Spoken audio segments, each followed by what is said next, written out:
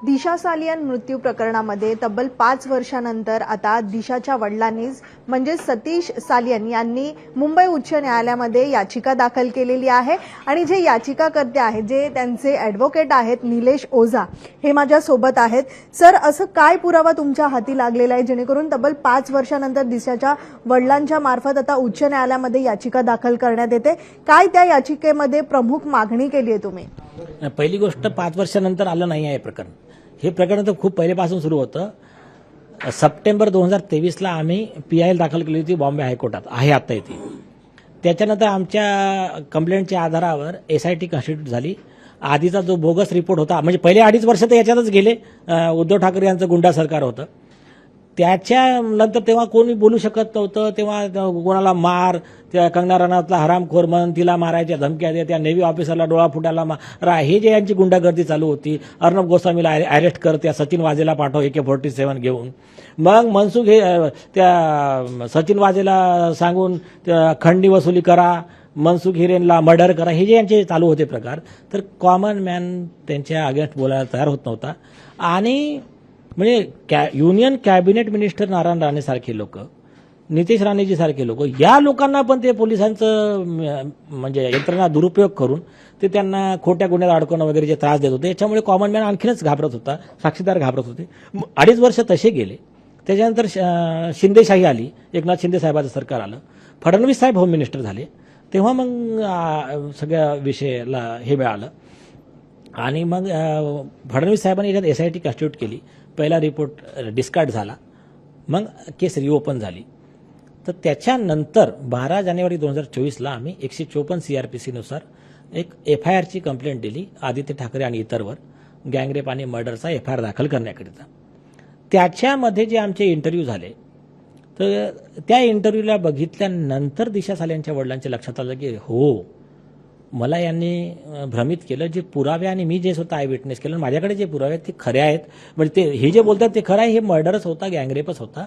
आणि मग ते आमच्याकडे आले आणि मग ती आम्ही हे पिटिशन तयार केली आहे. निश्चितच. पण ह्या सगळ्यानंतर कुठेतरी आता तुम्ही आरोप करताय थेट आदित्य ठाकरे आणि उद्धव ठाकरे यांचं इन्व्हॉल्वमेंट होतं. नेमकं काय पुरावे तुमच्या हाती आहेत आणि तुम्ही कशा पद्धतीत हे कोर्टामध्ये जोडणार आहेत पुरावे? आय विटनेस पासून सगळे पुरावे आहे, परंतु हे जे लोकांना मूर्ख बनवत आहेत ना, जे आरोपीचे समर्थक त्यांचे जे काही आहेत, तर त्यांच्यासाठी फक्त मी शॉर्टमध्ये सांगतो की ज्या वेळेस जे मर्डर झालेला असतो, डेथ झालेली असते एखाद्या मुलीची कोणाची, त्यावेळेस तिथे जो होता व्यक्ती, तर 106 एव्हिडन्स ॲक्टनुसार त्याची जबाबदारी हे सांगायचं की तिचा मृत्यू कसा झाला. या केसमध्ये यांनी स्पष्टीकरण दिलं की ती सुसाईड केली, वरतून माळ्यावरून पडली आणि तिचं डोकं फुटलं होतं, हे फुटलं होतं, रक्त सगळं झालं होतं. तर ह्या ज्या गोष्टी आहे ह्या खोट्या सिद्ध झाल्या.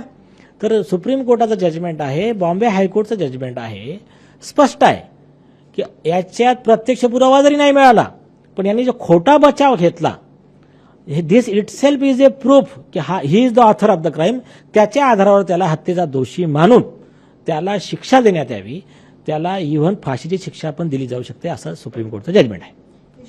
SIT स्थापित करण्यात आली, पण SIT नंतर नितेश राणे यांना देखील 2 वेळा समन्स बजावलं. ते त्या समन्सच्या नंतर त्यासाठी हजर राहिले नाही किंवा त्यांचं स्टेटमेंट त्यांनी दिलेलं नाहीये. बऱ्याच गोष्टी या सगळ्या समोर येत आहेत. नाही, त्याचं तुम्ही चेक करा.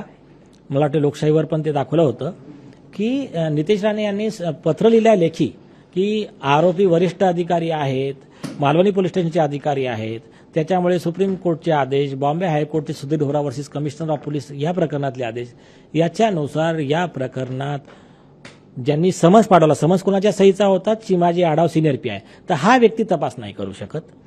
दुसरी गोष्ट, चिमाजी आढाव यांच्याबद्दल त्यांनी डाऊट क्रिएट केला. त्यांनी सांगितलं हा आरोपीशी याचे संबंध चांगले आहे, म्हणून मी याच्याकडे स्टेटमेंट देणार नाही. त्यांनी लिहून दिलं की मला कोणत्याही सिनियर अधिकाऱ्याचा समन्स पाठवा, मी त्याच्या पुढे येऊन देतो. जर जे SITचे हेड होते त्यांनी जर समन्स दिलं असतं तर यांनी त्यांना पुरावे दिले असते.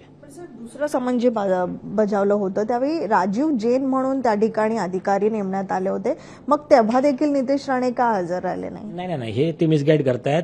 राजीव जैन यांच्या सहीचा समन्सच नाही आहे. हे फक्त त्यांच्यावर मॉनिटरिंग ठेवायला राजीव जैन होते, पण राजीव जैन हे त्याला प्रॉपर मॉनिटरिंग ठेवण्यात अपयशी पडले असं दिसतंय. निश्चितच, पण ज्या पद्धतीत आदित्य ठाकरेंवरती आरोप केले जात आहेत, मात्र ठाकरे गटाच्याच नेत्यांकडनं आता असं म्हटलं जात आहे की ह्या सगळ्याला आता नितेश राणे जे आहेत भाजपचे नेते, ते तुमचा वापर करत आहेत कुठेतरी राजकीय वर्तुळामध्ये किंवा राजकीय वातावरण निर्माण करण्यासाठी. कारण एकीकडे अर्थसंकल्प सुरू आहे, या वेगवेगळ्या चर्चांना आता उधाण येताना पाहायला मिळतंय. त्यांच्यासाठी एक सिंपल प्रश्न आहे आमचा, आणि हेच आमचं उत्तर आहे. असेच आरोप ॲफिडेव्हिटवर आदित्य ठाकरे यांनी सप्टेंबर 2023ला बॉम्बे हायकोर्टात त्यांच्या हस्तक्षेप याचिकेत केले होते.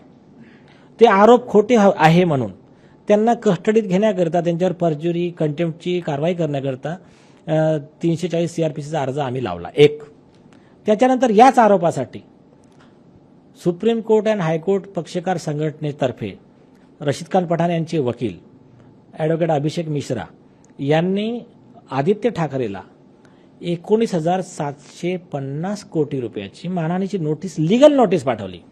ती त्यांच्या सर्व झाली रजिस्टर पोस्टाने. त्याची आमच्याकडे पावती आहे. 1.5 वर्षापासून त्याचं उत्तर देऊ नाही शकले आणि हे मीडियासमोर येऊन लोकांना मिसगाईड करतायत. आता त्या नोटीसच्या आधारावर आदित्य ठाकरे आणि हे जे काही जे असं त्याला पुन्हा कोरॅबोरेट करतायत, यांच्या अगेन्स्टमध्ये आणि एक लाईव्ह लॉ न्यूज चॅनल यांच्या अगेन्स्टमध्ये वन साइडेड बातम्या चालवणारं यांचे पोर्टल आहे ते, यांच्या अगेन्स्टमध्ये आम्ही त्यांची प्रॉपर्टी अटॅच करण्याकरिता आणि हे रिकव्हरी ऑफ डॅमेजेस जे 20,000 कोटी जे काही आता एक्स्ट्रा होतील, तर त्याच्यासाठी आम्ही सूट दाखल करणार आहोत. सर, पण हायकोर्टामध्ये आता ही याचिका तुम्ही केव्हा दाखल केलेली आहे आणि कोर्टाकडून ही एक्सेप्ट केली गेलेली आहे का? कधीपर्यंत याची सुनावणी अपेक्षित आहे? आता फायलिंगला पाठवली आहे आणि इन प्रोसेस आहे. आता ते जे क्लर्ककडे आहे, मग त्याच्यानंतर ते हायकोर्ट रजिस्ट्रीकडे जाईल. मग हायकोर्ट रजिस्ट्री त्याला हे करेल, करेक्शन करेल, ऑब्जेक्शन वगैरे काढेल. त्याच्यानंतर त्याला नंबर मिळेल. मग ती हिअरिंगला येईल. मग जेव्हा हिअरिंगला येईल तेव्हा तुम्हाला कळवण्यात येईल, तुम्हाला तुमच्या समोर होणार आहे हिअरिंग. निश्चित, खूप खूप धन्यवाद सर. एकूणच आता आदित्य ठाकरे यांना अडचणीत आणणारे पुरावे कोर्टात सादर केले जातात का, आणि कधीपर्यंत ही सुनावणी कोर्टामध्ये होते, याकडेच आता सगळ्यांचं लक्ष लागलेलं आहे. व्हिडिओ सुनील वर्मासह मीनाक्षी म्हात्रे, लोकशाही मराठी, मुंबई. लोकशाही मराठी ऐका, पहा, जागरूक रहा.